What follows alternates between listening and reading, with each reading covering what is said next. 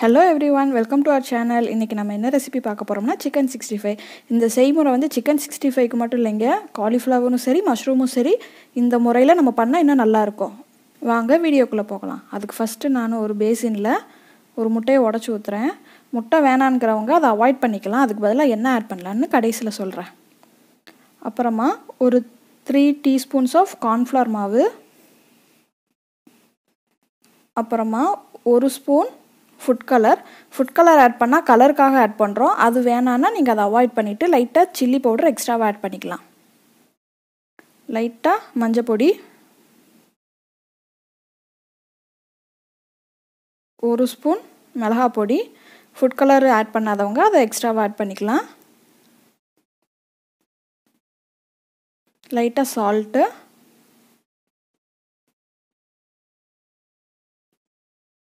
ரெண்டு spoon curd ஊத்துறேன்.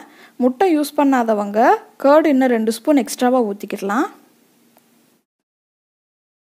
ஒரு spoon இஞ்சி பூண்டு பேஸ்ட்,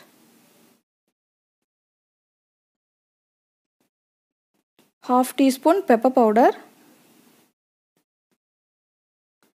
கால் லெமன், பாதியில இருக்கிற பாதி கால் லெமன் நல்லா பிழிஞ்சு விட்டுக்குறோம்.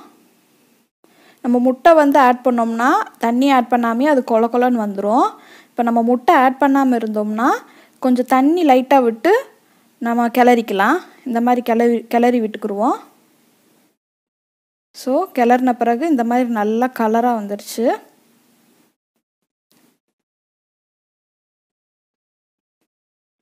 இப்போ நம்ம சிக்கனை கழுவி வச்சிருக்கிறத எடுத்து ஆட் பண்ணி மிக்ஸ் பண்ணிடுவோம். எல்லா சிக்கன்லயும் கலர் படுற மாதிரி மசாலா தடவி எடுத்து ரெடியா வச்சுக்குறோம்.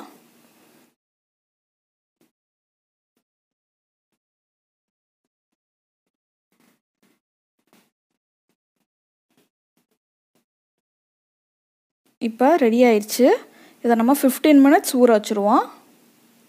இப்போ ஒரு கடாயில நான் கடலெண்ணெய் யூஸ் பண்றேன்.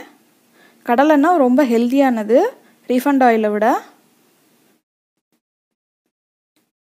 எண்ணெய் காஞ்சதும் இப்போ நம்ம கிளறி வச்சிருக்கிற சிக்கனை கொஞ்சம் கொஞ்சமா போட்டு ஃப்ரை பண்ணிடுவோம்.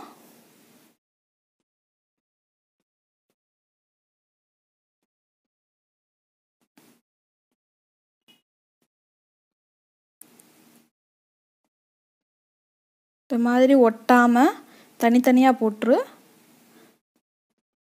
நல்ல ஹை ஃப்ளேம்ல வேகணும். நடுவுல அப்பப்ப கிளறி விடணும். இந்த மாதிரி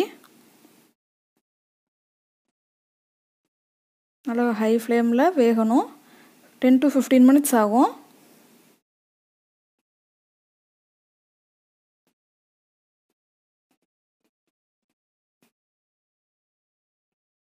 அப்பப்ப கிளறி விட்டா போதும். கிளறிக்கிட்டே இருக்க வேணாம். நல்லா வேகுது. இப்போ நல்லா வெந்துருச்சு. சிக்கன் நல்லா கலராகி மொறுமொறுன்னு இருக்கு. ஸோ இந்த பதத்தில் வந்து நம்மளோட சிக்கனை எடுத்து தனியாக வச்சுருவோம்.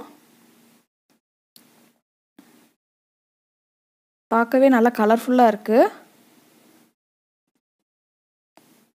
எடுத்து வச்சுட்டு மீதி இருக்கிற சிக்கனை இதே ப்ராசஸில் நம்ம பொரிச்சு எடுத்து வச்சுக்கிடுவோம். ரொம்ப அருமையான chicken 65 ரெடி ஆயிடுச்சு. நான் சொன்ன மாதிரி சிக்கனுக்கு மட்டும் இல்லைங்க, இது காலிஃப்ளவருக்கும் மஷ்ரூமுக்கும் இந்த முறையில செஞ்சா இன்னும் ரொம்ப நல்லா இருக்கும். இந்த ரெசிபியை உங்க வீட்லயும் ட்ரை பண்ணிட்டு எப்படி இருக்குங்கறத எங்களோட ஷேர் பண்ணுங்க.